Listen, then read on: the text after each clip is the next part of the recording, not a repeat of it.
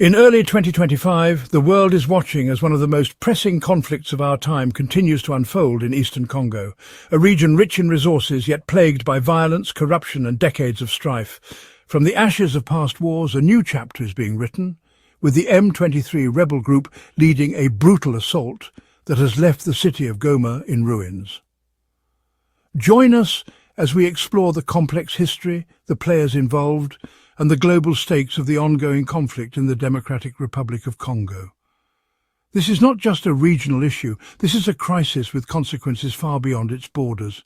What happens here could shape the future of an entire continent and even the global economy.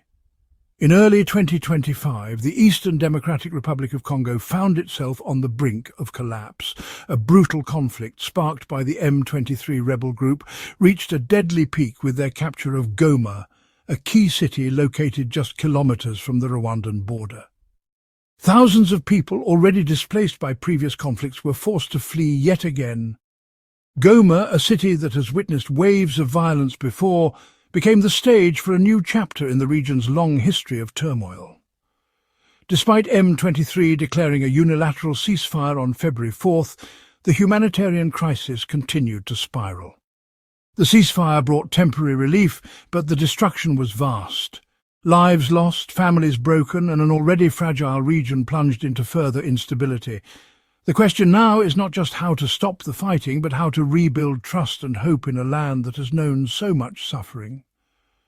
To understand the scale of the present-day conflict, we must trace its roots back more than 2 decades, to the aftermath of the Rwandan genocide in 1994.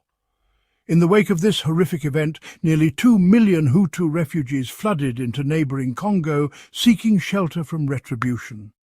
Among these refugees were extremists who, in the chaos of displacement, began to organise militias. They would later be known as the Democratic Forces for the Liberation of Rwanda, FDLR. Their presence ignited a violent backlash from local Tutsi communities and sparked tensions that would resonate for decades.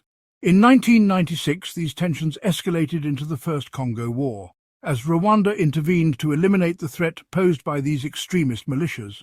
But what began as a regional conflict soon drew in neighbouring states, with the First Congo War morphing into the far larger and deadlier Second Congo War in 1998.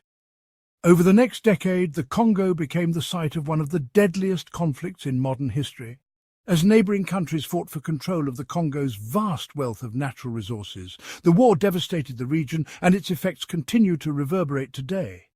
The M23 rebel group emerged in 2012, composed largely of ethnic Tutsis who had fought in previous conflicts. They took their name from the March 23rd peace agreement, which they accused the government of failing to implement. With backing from Rwanda, M23 quickly became a formidable force in eastern Congo. The region is rich in resources, cobalt, copper and gold, minerals that are essential for the global tech industry and the clean energy transition. These resources make the region highly valuable, but also a magnet for exploitation. M23's control of strategic areas like Goma put them in a prime position to control these resources. But their motives go beyond just profit. They seek to alter the balance of power in the region, in part by leveraging their influence over Congo's political landscape.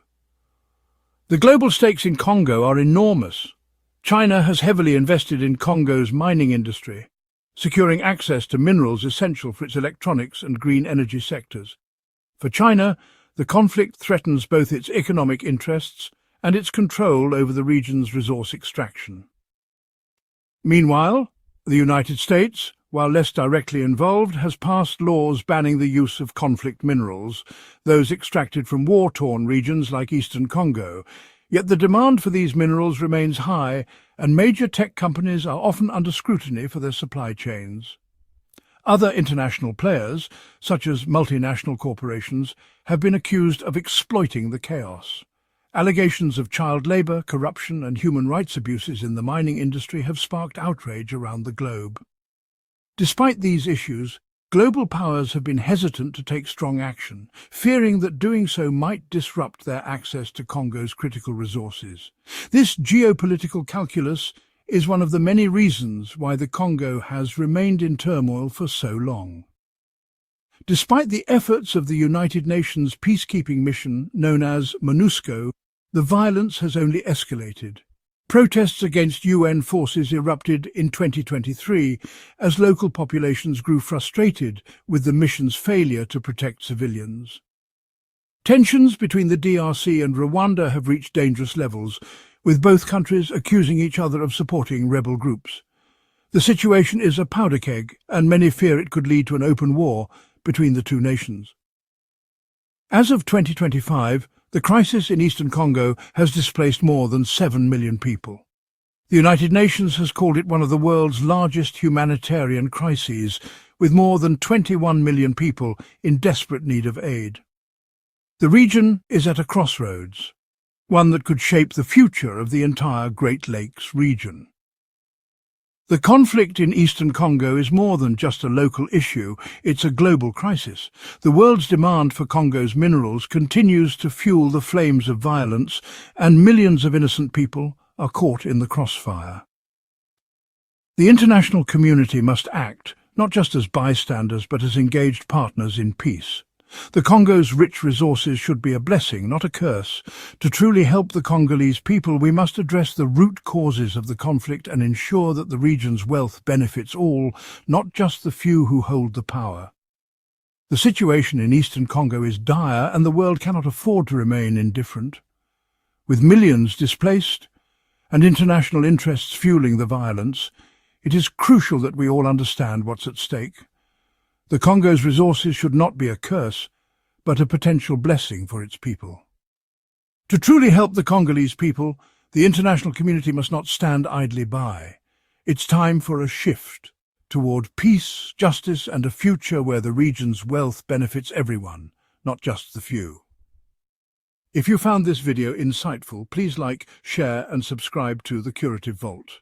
Let's bring awareness to the stories that matter, and together we can make a difference.